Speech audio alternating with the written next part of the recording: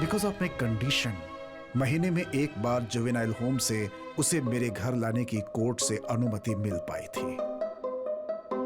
जैसे जैसे साल बीतता वो ठीक होता जा रहा था।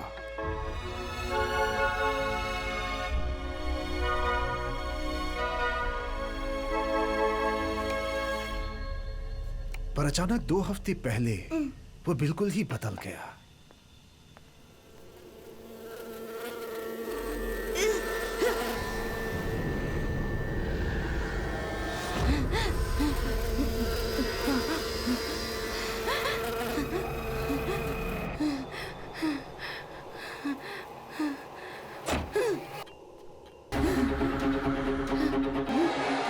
रुबीन,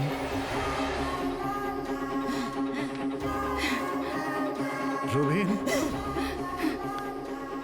पहली बार जो भाव मैंने उसकी आंखों में देखे थे मुझे फिर से उसकी आंखों में दिखने लगे थे। मैं थोड़ा डर गया था। हाँ रुबीन,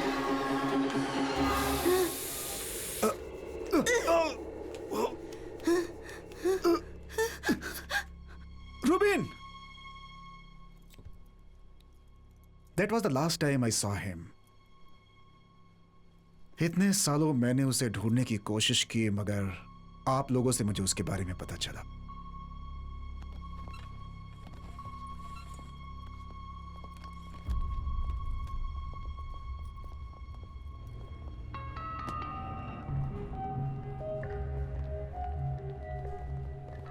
सैम, तुम्हारी चाइल्ड किलर थ्योरी को इन्होंने वैलिडेट कर दिया है। उसका नाम और डिटेल्स अब हमारे पास हैं। Now I think it's just a matter of time. वैसे भी वो किसी के साथ ज्यादा दिनों तक नहीं रह सकता। पुलिस फोर्स को चकमा देना कोई आसान काम नहीं है।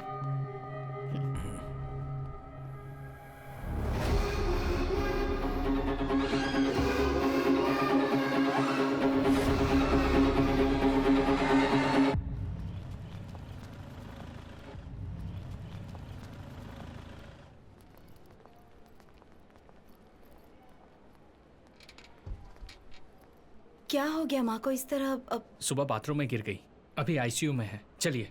हाँ, अब बेटा तुम यहीं बैठो, मैं अभी आती हूँ, कहीं जाना नहीं। हाँ।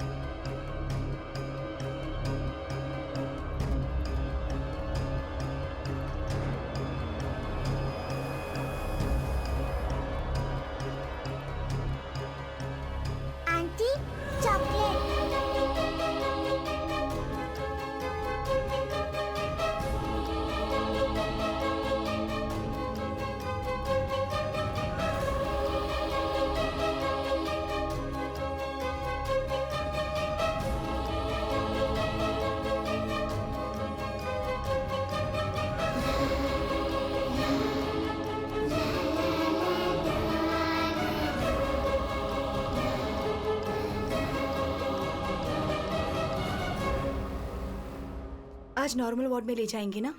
वो तो भी डॉक्टर ही कह सकते हैं।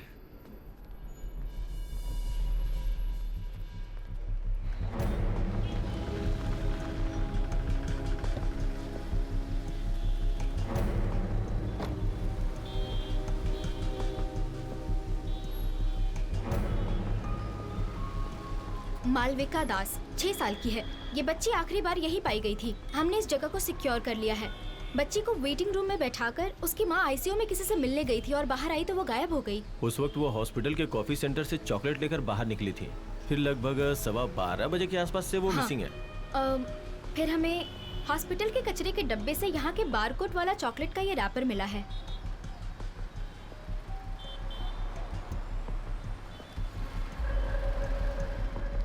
वो तो एसपी आइजैक है ना?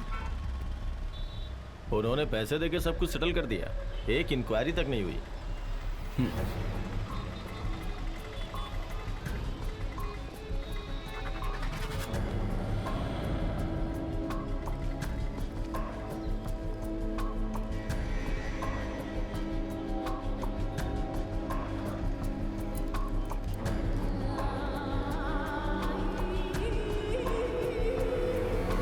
किडनैपिंग और मर्डर इस सिटी में काफी बढ़ चुकी है। अभी मैं हॉस्पिटल के बाहर खड़ी हूँ। पुलिस छानबीन कर रही है और लोगों से पूछताछ जारी है।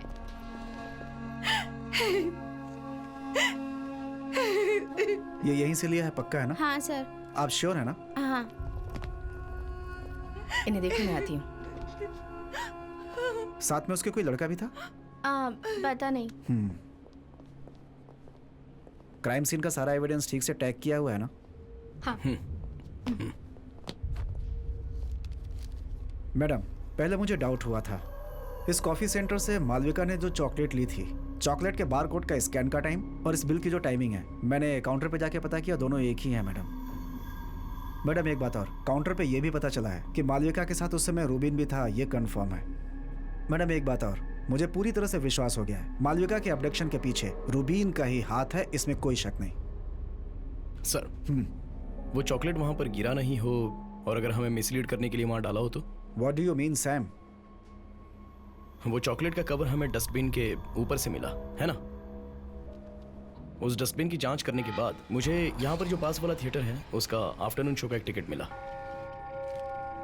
सी, इसमें लगी मिट्टी और धूल आप देख रहे हो। झाड़ू मारने वाले ने दोपहर के वक्त में झाड़ू मारा होगा, उसी की धूल लगी है ये।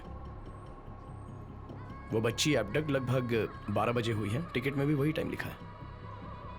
आफ्टरनून शो देखकर टिकट यहाँ पर फेंक कर लोग चले गए हैं, मतलब लगभग 12:30 के बाद ही लोगों ने टिकट फेंकी होगी। उसके बाद फिर झाड़ू मारने वाला आया और कचरा और टिकट को डस्टबिन में फेंक दिया।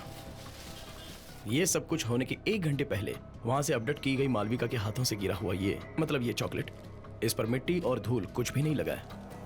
What does that mean? तुम क्या सोच रहे हो?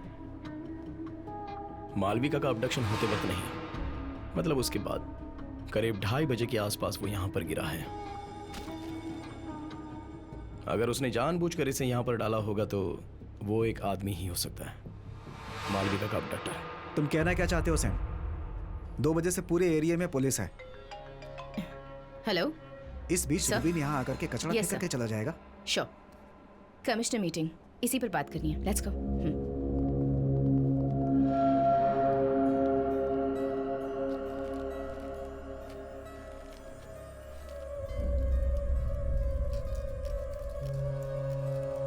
वो दोनों जो कह रहे हैं वो भी सही है। इतने फोर्स के बीच में वो रैपर कैसे डाल सकता है? लेकिन रूबिन ही डाल कर गया है, ऐसा मैंने कब कहा? चॉकलेट के बाहर का वायलेट कलर का कवर देखा है?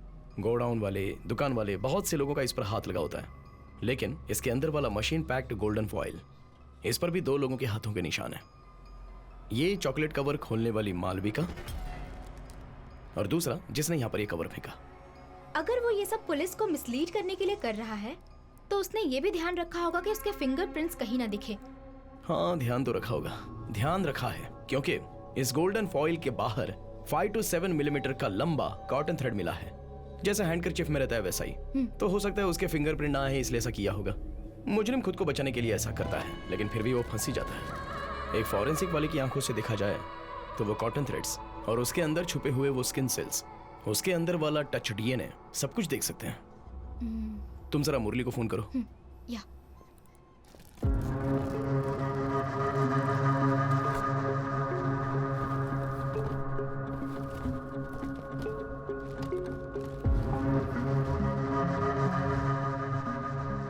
इसे काराकुलम बायोटेक्नोलॉजी लैब से लेके आया हूँ। एक्चुअली है क्या ये? हाँ, ये डीएनए एनालिसिस करने वाला एक डिवाइस है, फॉरेंसिक वैक्यूम पंप। जब हम कपड़े या फिर वेपन्स को हाथ लगाते हैं तो हमारे स्किन सेल्स उसमें चिपक जाते हैं। तो हम इस डिवाइस से सैंपल साइज जितना चाहे उतना निकाल सकते हैं। ये सरफेस पर टच करने वाले इंसान के डीएनए का प्रोफाइल हमें देता है।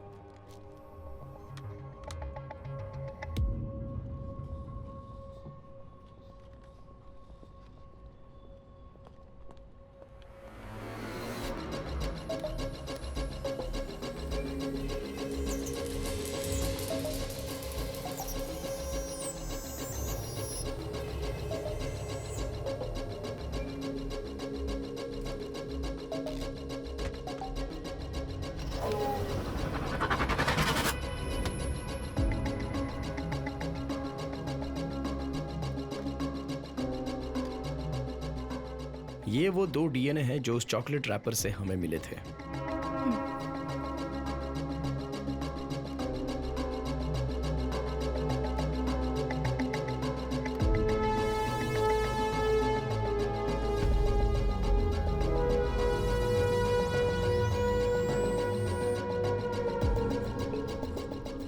ये है चॉकलेट पर से मिला हुआ मालविका का डीएनए सैंपल और ये जुवेनाइल होम से रूबीन के कपड़ों का पुराना डीएनए। चॉकलेट रैपर पर मिले दोनों डीएनए के साथ ये मैच होता है क्या देखना है।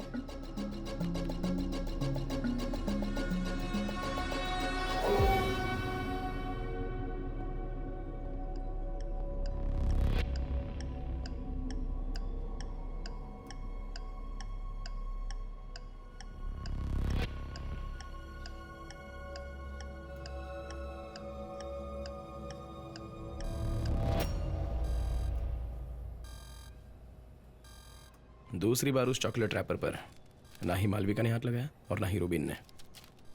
अनआइडेंटिफाइड एक तीसरा आदमी है। वो अभी भी रूबीन के पीछे छुप रहा है ताकि वो किसी के पहचान में ना आए। और किलर